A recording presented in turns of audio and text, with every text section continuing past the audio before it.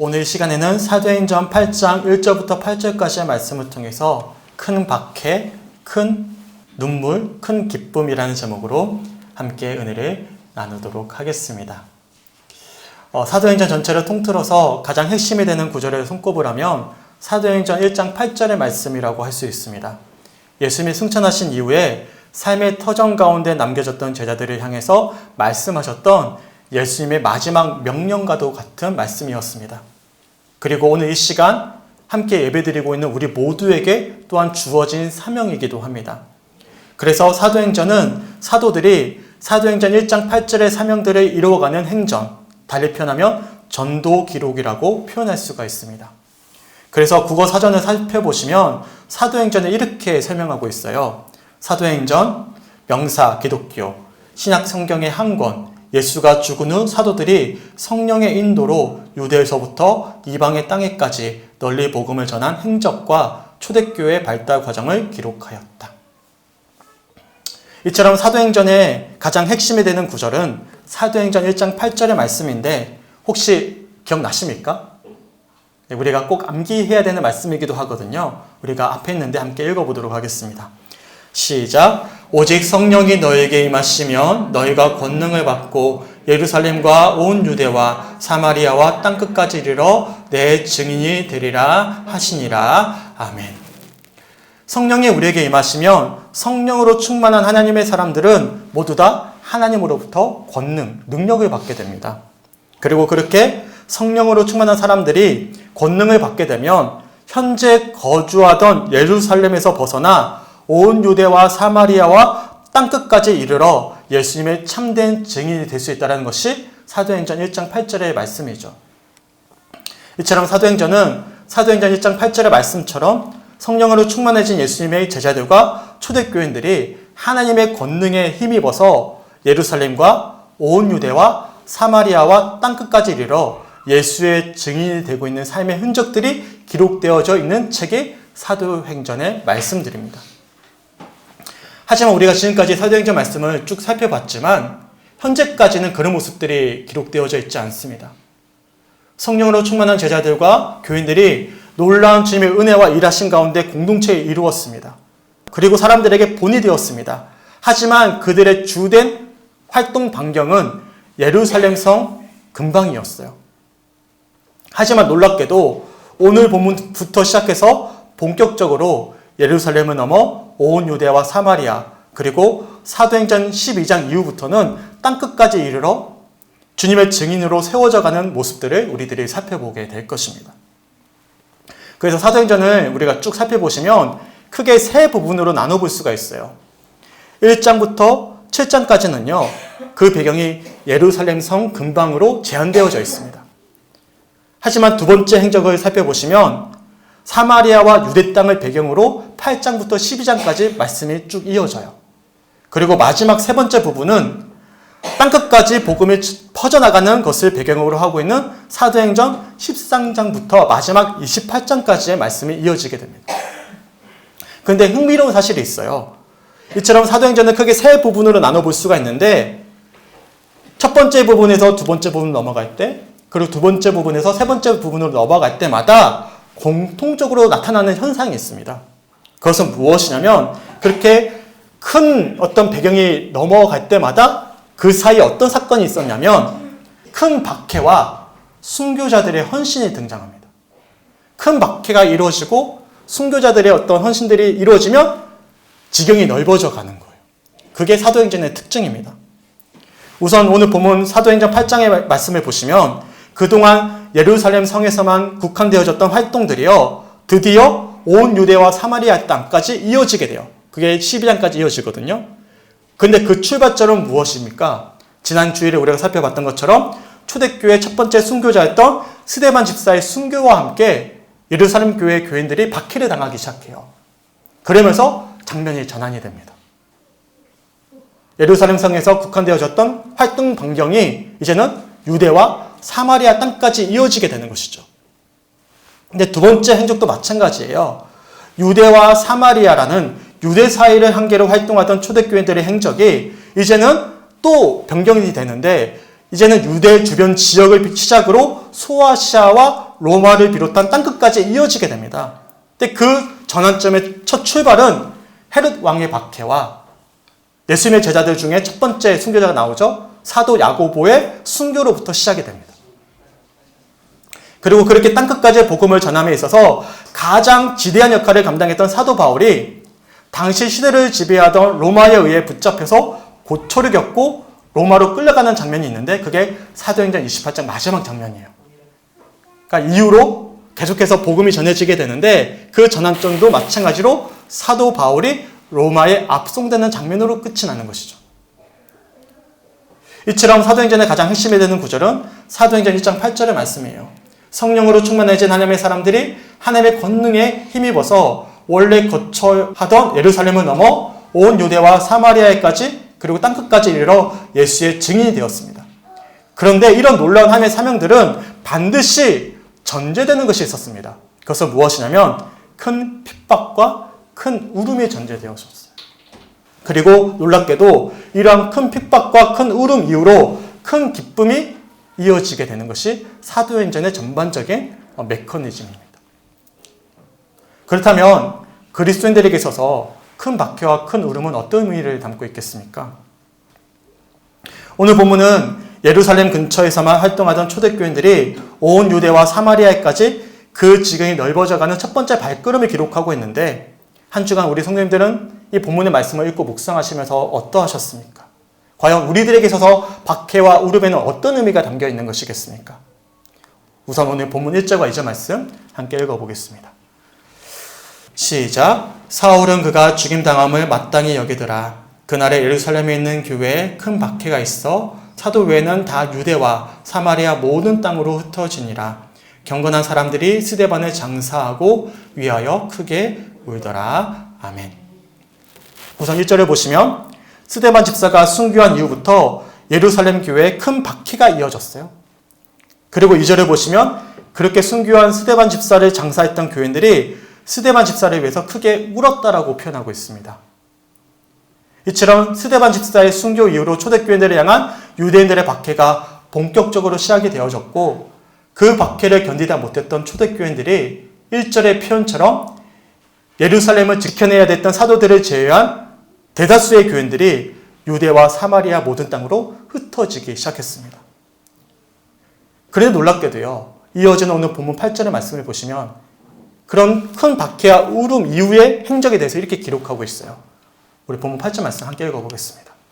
시작. 그 성에 큰 기쁨이 있더라. 아멘. 큰 박해와 큰 울음으로 시작했던 초대교인들의 행보가 무엇으로 바뀐 거죠? 큰 기쁨으로 바뀌었음을 말씀하고 있는 것입니다. 놀랍지 않습니까? 우리 성도님들은 이런 오늘 본문 말씀을 한 주 동안 읽고 묵상하시면서 어떠하셨습니까? 과연 믿는 자들에게 있어서 박해와 울음은 어떤 의미가 있는 것이겠습니까? 어제였어요. 토요일 날 저희 가정에 참 귀한 손님들이 찾아오셨습니다.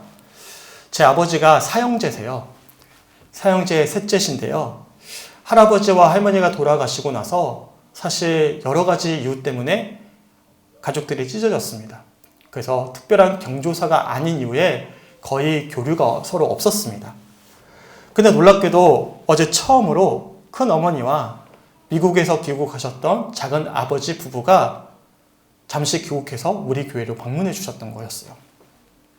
당연히 제가 성족교회에 부임하고 처음으로 제 친가분들과 교제할 수 있는 시간이 생긴 거예요. 그리고 정말 오랜만에 사촌들의 근황을 전해 들을 수가 있었습니다. 감사했어요. 평생 할아버지와 할머니가 눈물로 자녀들을 키웠는데 그 손주들이 너무 다들 잘 되고 있음을 전해 듣고는 참 뿌듯했습니다. 미국 예일대학을 졸업하고는 미국의 유수의 대학교에서 지금 교수하고 있는 사촌도 있었고 미국 뉴욕에서 기업체를 운영하고 있는 사촌들도 있었어요. 유수의 싱가포르 기업에서 취직한 사촌도 있었고 젊은 사람들이라면 다 희망하는 서울의 대기업에 취직해서 안정적인 가정을 이루고 있는 사촌들도 있었습니다. 그리고 영화감독의 스텝을 밟고 있는 사촌도 있었어요. 제 하나뿐인 동생도 지금 좋은 남편을 만나서 세종의 거처를 마련하고 안정적인 생활을 이어가고 있습니다. 솔직히 말씀드려서 저희 부모님과 저희 가정만 빼고는 다들 세상의 관점으로 보았을 때 성공한 사람들이었어요. 그런 말 있잖아요. 사촌이 땅을 사면 배가 아프다. 예전 같았으면 배가 아팠을 거예요. 그런데 전혀 그렇지가 않았습니다. 비록 부모님들 간의 갈등으로 전혀 교류가 없었던 사촌들의 소식이었지만 핏줄이 뭐라고 다들 노력한 만큼 좋은 결과를 얻어가는 소식을 전해 듣고는 참 감사했어요. 그러면서 제 부모님과 제 삶을 되돌아보았습니다. 제가 여러 차례 우리 성님들께 말씀드린 적이 있는데 저희 아버지는요 제주도 신라호텔 주방장이셨어요. 제 어린 시절에 친구들이 데리고 신라호텔을 찾아가면 아버지가 높은 주방장 모자를 쓰고 나오시거든요. 그 맛있는 음식을 이제 제공해 주셨어요. 지금 생각해보면 참 뿌듯했던 것 같습니다. 또한 우리 어머니는 제주도 시내에서 피아노 학원을 운영하시고 연주회도 나가시는 그런 활발하게 활동하셨던 연주가셨어요. 지금으로 치면 전형적인 중산층 가정이었던 것 같습니다. 그래서 제 어린 시절은 어렵지가 않았어요. 사실 다들 없는 게임기도 저희 집에 있었고 좋은 옷 입고 모범생처럼 학교를 다녔습니다. 근데 고등학교 2학년 때 IMF가 저희 가정에 몰아온 것이죠. 저희 부모님이 빚 보증을 잘못 서시는 바람에 큰 빚을 떠안으셨고요. 그만 부모님 집과 어머니 학원까지도 다 빚 보증으로 넘어갔습니다.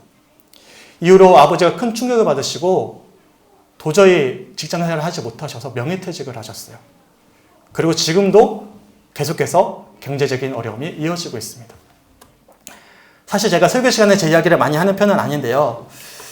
오늘은 조금 감상에 제가 젖어가지고 조금 자세히 말씀을 드렸습니다.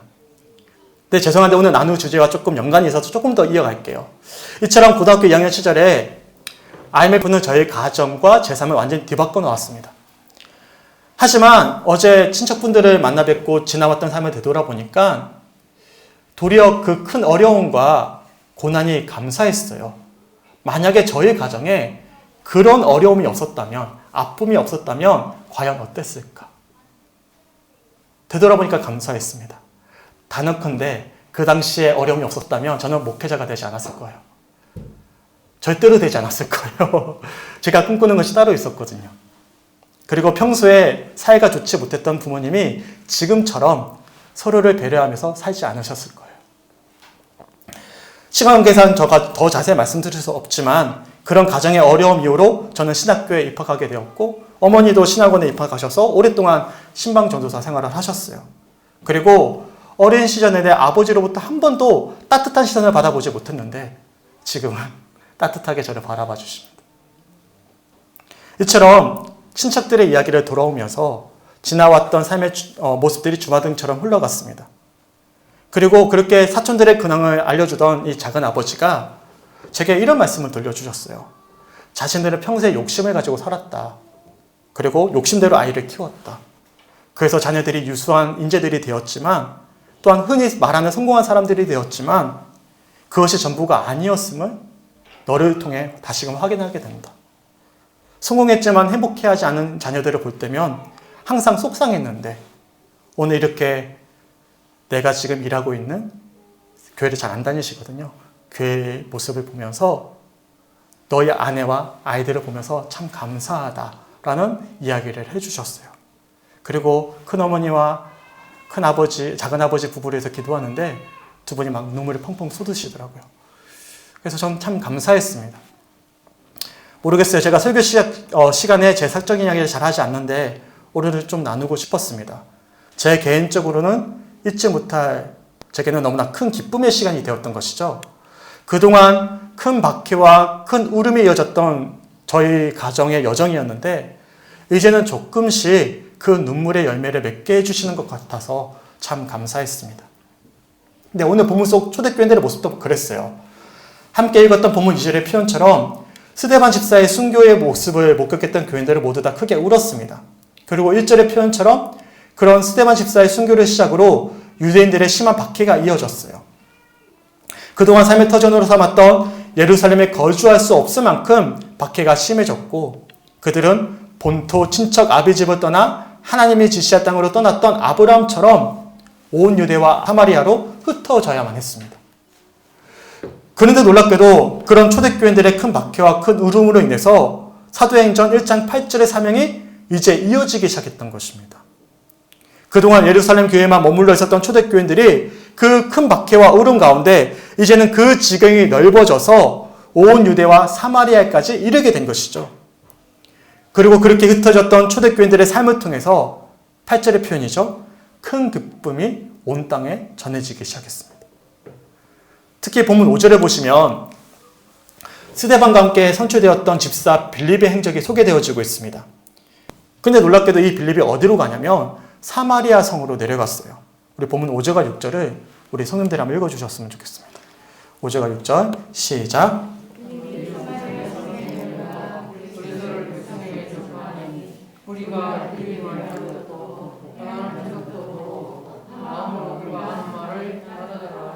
아멘. 비록 예수님께서 사마리아에서도 활동하셨지만 여전히 유대인들뿐만 아니라 예수님의 제자들 역시도 사마리아 지역은 방문하기 꺼려하던 지역이었습니다. 다들 그 배경을 알고 계시죠? 이 사마리아 지역은 과거 북이스라엘의 수도였습니다.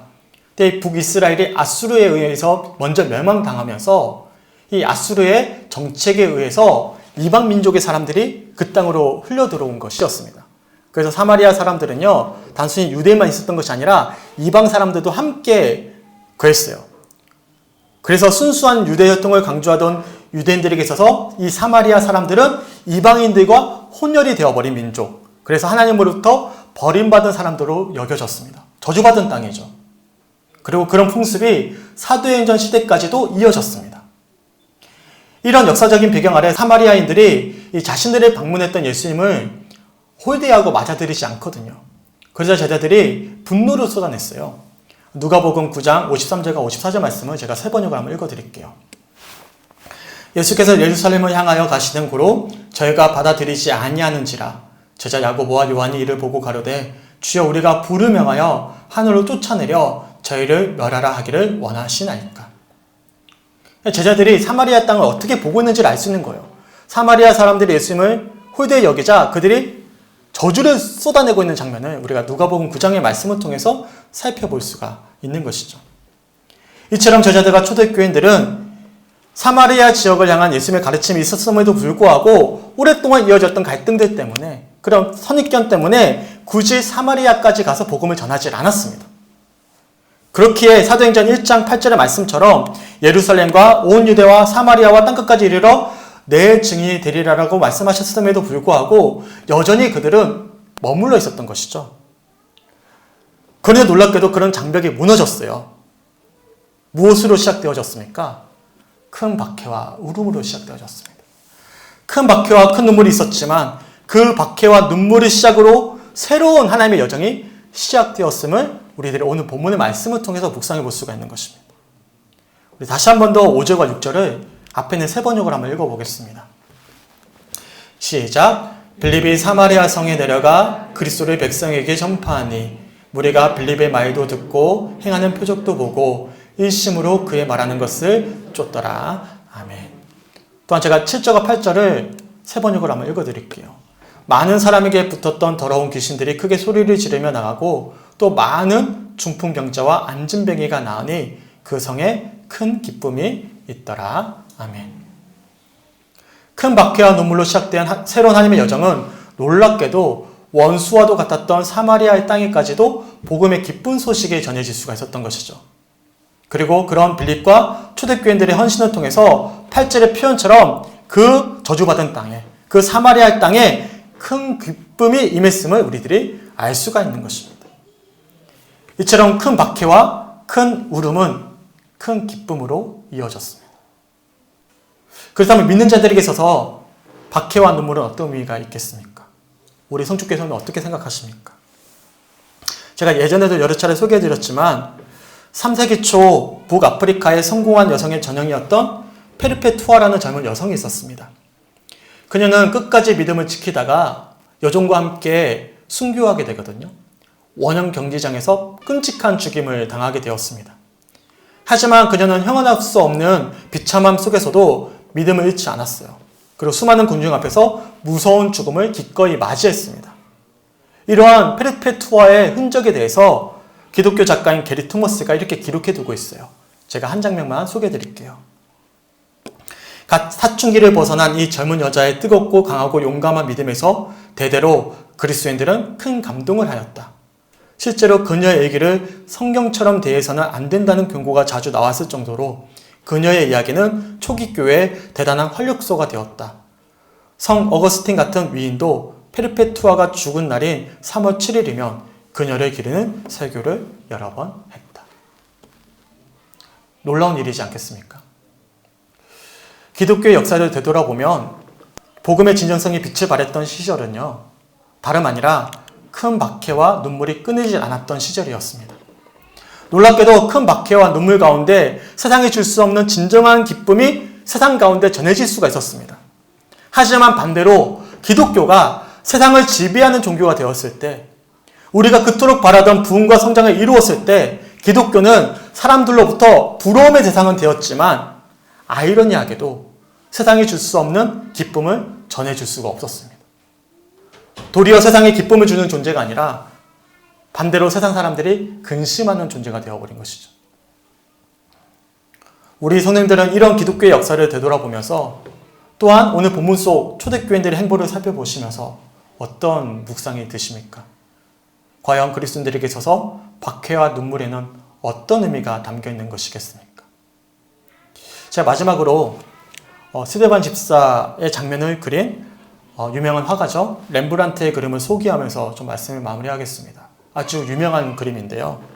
이 그림을 보시면 두 가지 구도로 나누어져 있습니다. 오른쪽에는요, 분노에 찬 군중들이 돌을 들고 있죠. 그리고 천사와 같은 얼굴로 하늘을 바라보고 있는 이 스데반을 쳐서 죽이고자 하는 장면이 그려져 있습니다. 근데 잘 보시면요, 일그러진 군중의 표정과는 달리 스데반 집사의 얼굴을 보시면 마치 천사의 모습처럼 하늘을 바라보고 있습니다. 그리고 그렇게 하늘을 바라보는 스데반 집사를 향해서 잘 안 보이시겠지만 한 줄기 빛이 비춰지고 있어요. 그리고 반대로 왼편을 보시면요, 완전히 구도가 다르죠. 전혀 빛이 들어오지 않는 어둠 가운데 말을 타고 거만한 몸짓으로 내려다보고 있는 인물이 그려져 있습니다. 빛이 비치는 스데반 집사와는 전혀 다른 표정과 몸짓으로 내려다보는 이 인물이 누구냐면 바로 오늘 본문에 등장하는 사울입니다. 그러니까 렘브란트는 완전히 반대로 그려놓고 있는 것이죠. 이 사울이 어떤 청년인지 오늘 본문 1절과 3절에 이렇게 기록하고 있는데 제가 한번 읽어드릴게요. 사울은 그가 죽임당함을 마땅히 여기더라. 그날에 예루살렘에 있는 교회에 큰 박해가 있어 사도 외에는 다 유대와 사마리아 모든 땅으로 흩어지니라. 사울이 교회를 잔멸할세 각 집에 들어가 남녀를 끌어다가 옥에 넘기니라. 아멘. 스데반 집사의 죽음을 마땅하게 여겼던 사울이 이어지는 3절의 표현처럼 교회를 잔멸하기 시작했습니다. 그리고 초대교인들의 집에 찾아가서는 남녀노소를 불문하고 끌어다가 옥에 가두었음을 우리들이 알 수가 있는 것이죠. 여기서 잔멸하다라는 표현 보이시죠? 이 표현의 어휘적인 의미를 신학학자인 F.F. 브루스가 이렇게 표현을 하고 있어요. 산 멧돼지가 포도밭에 뛰어들어가서 자 연그른 또는 연그기 시작한 포도를 짓밟아 으깨어 부수는 의미이다 라고 표현하고 있습니다. 이게 원래적인 의미라는 거예요. 현재 사도 바울이 어떻게 초대교인들을 박해하고 있는지 머릿속으로 그려지지 않으십니까? 마치 산 멧돼지가 내려온 거예요. 잘 연그른 포도원을 엉망진창 만들어 놓는 것이 짓밟아 버리는 거예요. 잔멸하기 시작하는 것이죠. 그처럼 초대교인들을 찾아다니면서 박해하고 있었음을 우리들이 이 표현을 통해서 그려볼 수가 있는 거예요. 그 장면을. 근데 놀랍게도 이러했던 사울이요, 후에 이렇게 고백을 합니다. 디모데전서 1장 13절과 14절 말씀 제가 읽어드릴게요. 내가 전에는 비방자요 박해자요 폭행자였으나 도리어 긍휼을 입은 것은 내가 믿지 아니할 때 알지 못하고 행하였음이라. 우리 주의 은혜가 그리스도 예수 안에 있는 믿음과 사랑과 함께 넘치도록 풍성하였도다. 아멘. 놀라운 일이지 않겠습니까? 초대교인들을 앞장서서 비방하고 박해하고 폭행하던, 그래서 본문 3절의 표현처럼 교회를 잔멸하던 사울이 이 14절 말씀을 보시면 기쁨이 있는 거예요. 그리스도 안에 있는 믿음과 사랑으로 풍성하다라고 고백하고 있다는 사실입니다.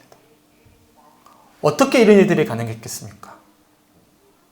스데반 집사의 박해와 눈물이, 그리고 초대교인들의 박해와 울음이 큰 기쁨의 열매를 맺게 된 것이지 않겠습니까? 이것이야말로 세상이 줄 수 없는 진정한 복음의 능력이자 참된 기쁨이지 않겠습니까? 소망하기는 비록 큰 박해와 눈물을 흘릴 어려움이 우리의 삶 가운데 이어지더라도 소망했으면 좋겠어요. 우리의 박해와 눈물을 통해서 주님은 기쁨의 열매를 맺어 가십니다. 믿으십니까? 그래서 세상이 줄 수 없는 참된 기쁨을 우리가 우리의 삶을 통해서 간증할 수 있다는 사실입니다. 그리고 주님은 그렇게 우리의 삶을 만져 가실 것입니다. 그러한 하나님의 손길을 기대할 수 있는 한 주간의 삶 되시길 주님의 이름으로 간절히 축원합니다. 아멘. 함께 찬양하고 기도했으면 좋겠어요. 제가 주보사에 하나님의 그늘 아래라는 표현이 있습니다.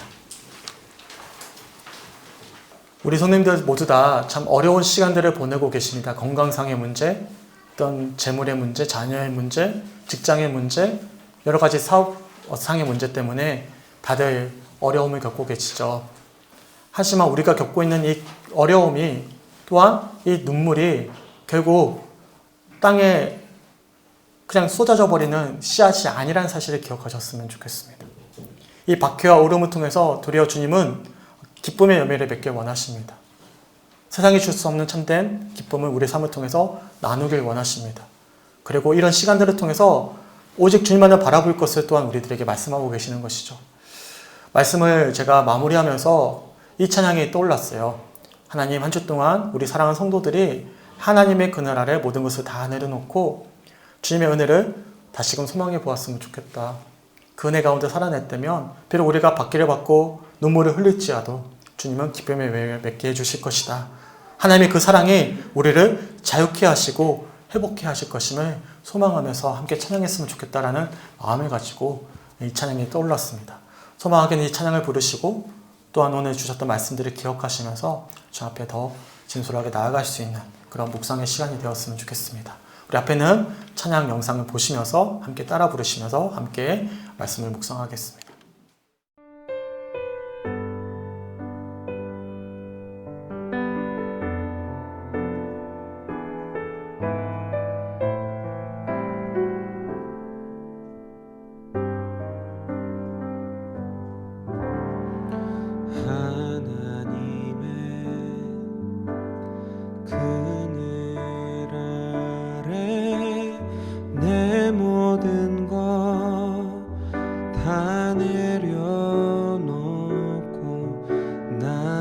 잠잠히 주를 묵상하네.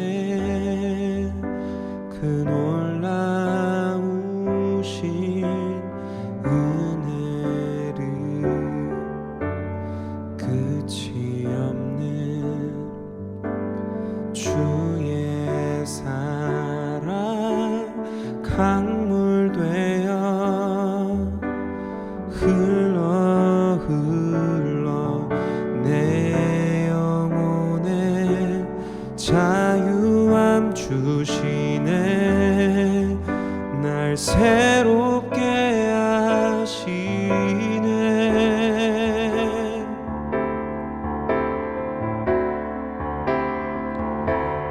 하나님 사랑 그 사랑 날 자유케 하네. 하나님 사랑 그 사랑 날 회복케 하네. 하나님의 그늘 아래 내 모든 것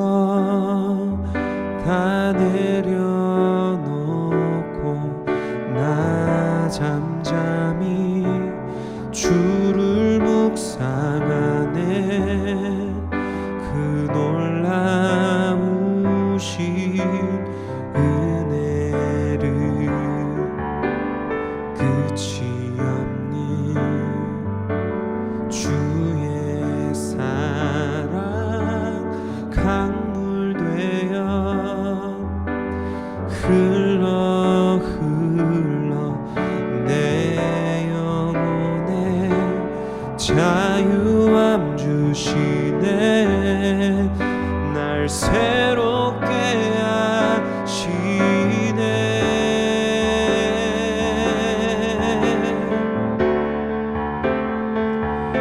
하나님 사랑 그 사랑 날 자유케 하네. 하나님 사랑 그 사랑 날 회복해 하네. 하나님 사랑 그 사랑 날 자유케 하네. 하나님 사랑 그 사랑 날 회복해 하네. 날 회복해 하네. 날 회복해 하네.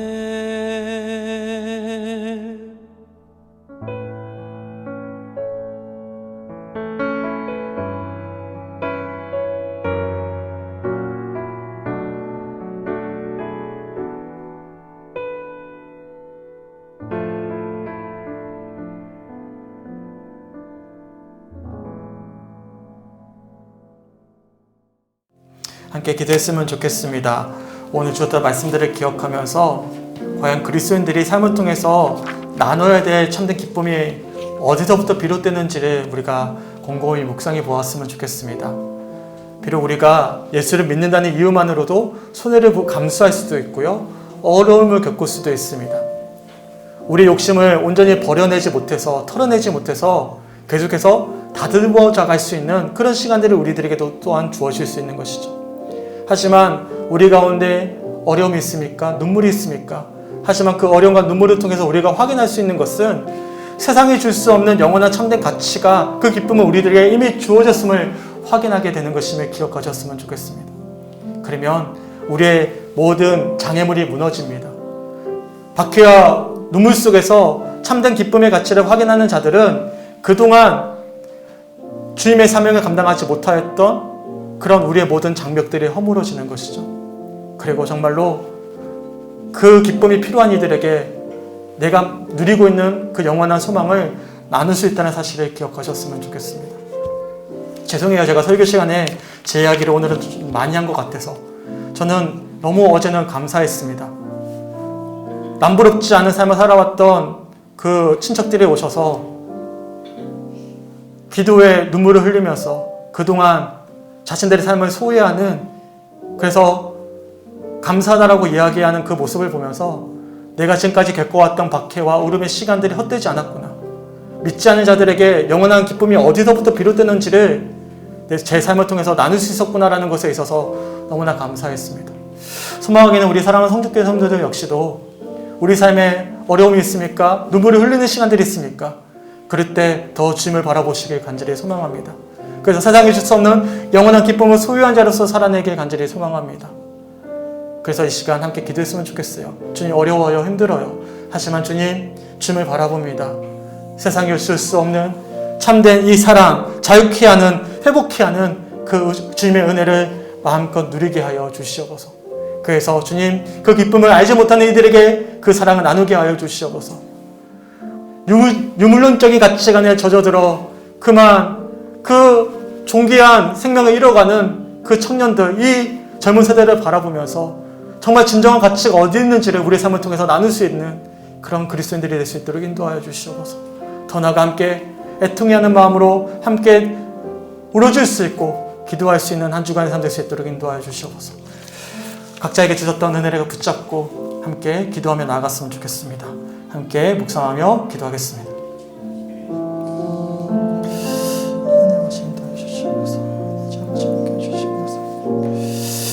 하나님, 함께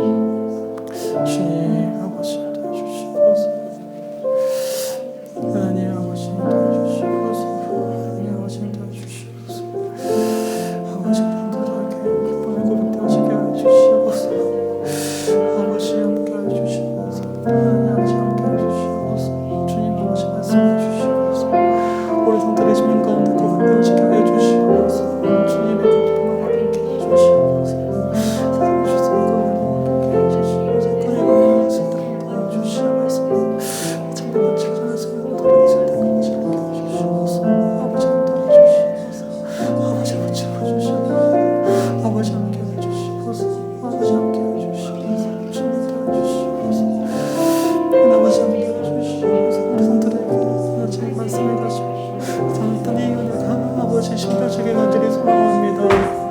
아버지 고백되어지게 간절히 소망합니다. 감광이 간절히 소망합니다. 주님 인도하여 주시옵소서. 저는 아버지 온전히 전하지 못하겠지만 그 말씀 가운데 역사하시는 분은 주님이시기에 말씀 붙잡고 기도하는 성도들에게 도전이 되게 하여 주시고 아버지 어려운 그 시간들 속에서 주를 바라봄으로 세상에 어쩔 수 없는 참된 기쁨을 소유한 자로서 영원히 향해 다름질할 수 있는 우리 사랑 모든 주의 눈을 붙잡아 주시고 아버지 함께 하여 주시옵소서.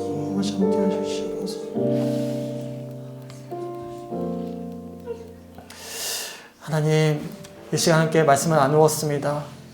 제 부족함으로 온전히 전해지지 못했던 부분들이 있다면 이 시간 성령께서 강권적으로 찾아가 주셔서 우리 사랑하는 성도들에게 말씀하여 주시길 간절히 소망합니다. 우리에게는 세상에 줄 수 없는 영원한 참된 기쁨이 있다, 소망이 있다라는 이 사실을 우리 사랑하는 성도들의 마음 가운데 심겨지게 하여 주시옵소서. 비록 우리가 큰 박해와 눈물을 흘릴 수밖에 없는 상황에 처했더라도 우리에겐 소망이 있는 것은 하늘을 우러러 주님을 바라고 있다면 세상에 줄 수 없는 영원한 가치, 기쁨이 우리들에게 주어졌음을 우리가 알기 때문임을 한 주간 깨닫게 하여 주시고 박해와 울음 속에서 그 기쁨의 열매를 맺어갈 수 있는 우리 사랑하는 성주교회 성도들의 한 주간의 삶의 여정 될 수 있도록 주님 인도하여 주시옵소서. 그래서 주님, 정말로 주님의 사랑이 필요한 이들에게, 주님의 참된 자유와 회복이 있는 필요한 사랑하는 이들에게 우리의 삶을 통해서 우리가 맺은 그 기쁨의 열매를 가지고 아버지 나눌 수 있는, 전할 수 있는 한 주간의 삶 될 수 있도록 주님 인도하여 주시옵소서. 큰 박해와 울음을 통해서 저주받았던 그 사마리아 땅에 기쁨이 전해졌듯이 아버지, 우리가 먼저 경험한 박해와 울음 속에서 맺어진 그 열매가 아버지 정말 주님의 사랑이 필요한 이들에게 전해질 수 있는 그런 귀한 축복의 통로로 쓰임받는 한 주간의 삶 될 수 있도록 주님 인도하여 주시옵소서. 그리고 해서 이 말씀이 역사하길 간절히 소망합니다. 우리가 먼저 어려운 가운데서도 눈물을 흘릴 수밖에 없는 상황 속에서도 오직 주님만을 바라보길 간절히 소망합니다. 주님, 이 말씀이 우리의 삶의 고백이 되게 하여 주시옵소서. 우리의 정말 참된 기쁨이 되게 하여 주시옵소서. 그래서 아버지 단순한 머리의 고백이 아니라 우리의 삶에 진정한 기쁨의 열매를 맺어갈 수 있는 한 주간의 삶 될 수 있도록 주님 역사하여 주시옵소서. 감사드리며 우리를 사랑하시는 예수 그리스도의 이름으로 간절히 기도드렸습니다. 아멘.